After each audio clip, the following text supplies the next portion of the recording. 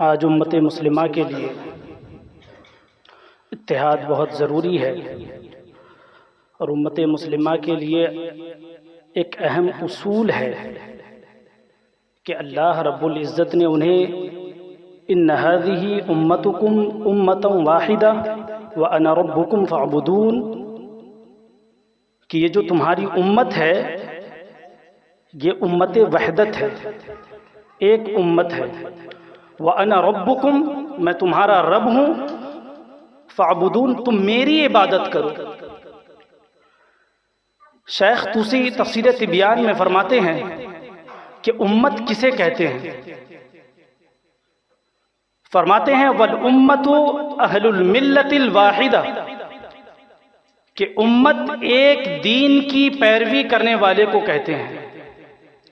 تو گویا کہ مسلمان کسی بھی نسل کا ہو، کسی بھی قبیلے سے اس کا تعلق ہو، کسی بھی فرقے سے تعلق ہو، کسی بھی مسلک کا ہو، کسی بھی ملک کا ہو، وہ ایک امت ہے۔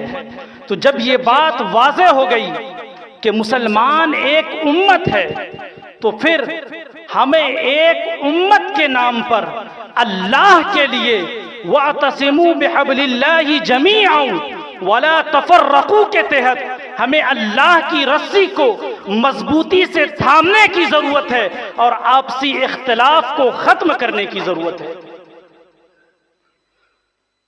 آج اتحاد کی بہت ضرورت ہے۔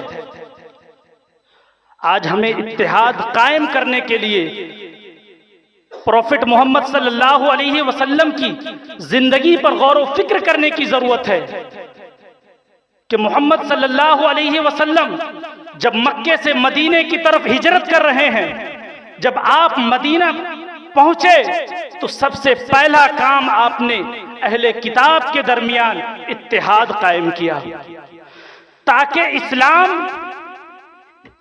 اسلام داخلی پریشانی سے بھی محفوظ رہے، اور پھر حضور علیہ السلام خارجی امور پر مصروف رہ کر اور خارجی مقابلوں سے، دشمنوں سے لڑ سکے اور ان سے مقابلہ کر سکے۔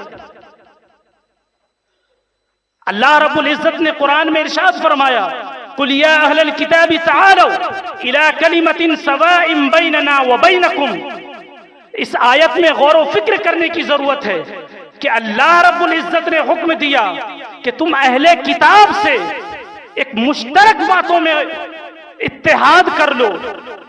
تو جب اللہ رب العزت اہل کتاب سے اتحاد کا حکم دے رہا ہے، تو جو مسلمان جس کا مذہب ایک ہے، جس کا دین ایک ہے، جس کا قرآن ایک ہے، جس کا نماز ایک ہے، اور جس کی عبادت ایک ہے، جس کا رب ایک ہے، جس کا کلمہ ایک ہے، جس کا اصول دین ایک ہے، جس کے عقائد ایک ہو، تو اس سے اتحاد کیوں نہیں ہو سکتا؟ تم اتحاد ہو سکتا ہے۔ آج ہمیں اتحاد کی ضرورت ہے۔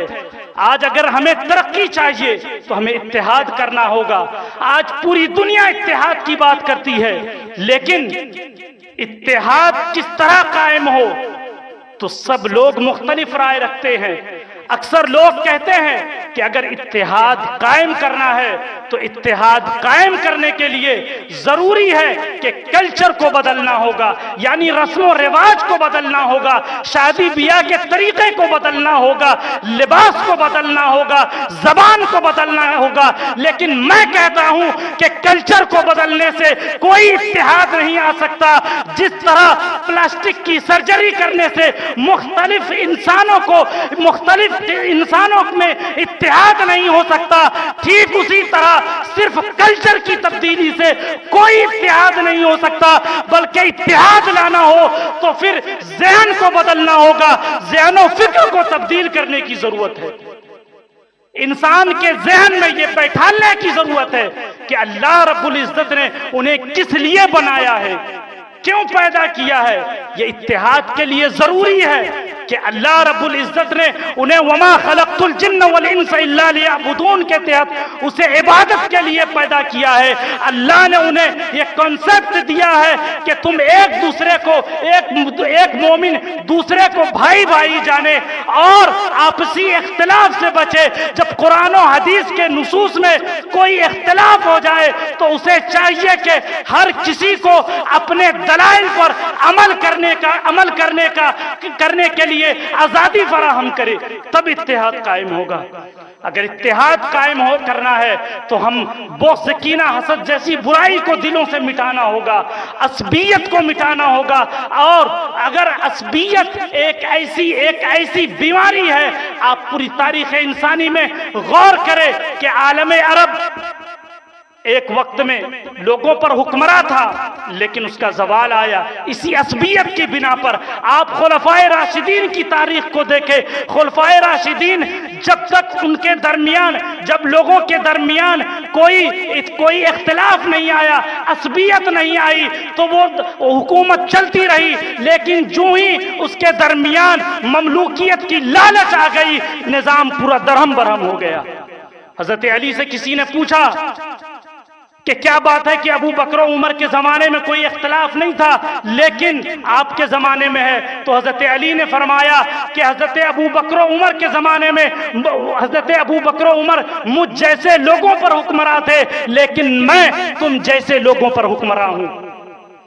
ابن خلدون نے اس واقعے کو ذکر کرتے ہوئے فرمایا کہ گویا کہ اتحاد اگر لانا ہے، دینی حکومت قائم کرنی ہے تو لوگوں میں دینی رجحان پیدا کرنا ہوگا۔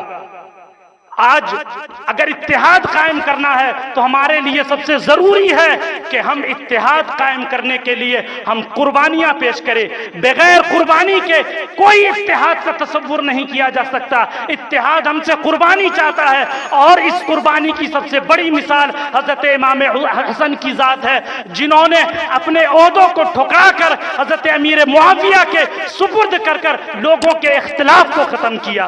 اس لیے اتحاد کی ہمیں سخت ضرورت ہے۔ اللہ رب العزت ہمیں اتحاد قائم رکھنے کی توفیق عطا فرمائے۔